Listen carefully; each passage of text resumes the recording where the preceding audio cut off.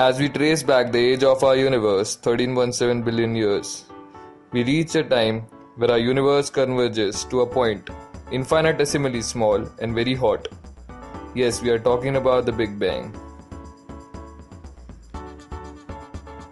This perfectly ordered state, which contained all the mass and space-time itself in it, then started to get disordered due to quantum fluctuations, and this caused the universe to expand. At time 10 raised to minus 32 seconds, inflation caused our universe to expand exponentially.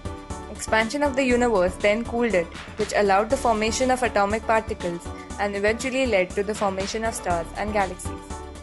We can trace the quantum fluctuation during the Big Bang till date in the cosmic microwave background radiation.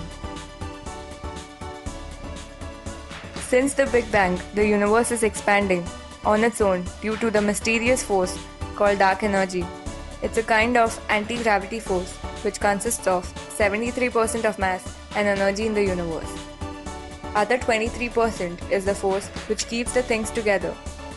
This is called as the dark matter, and the ordinary matter consists of just 4% of the universe.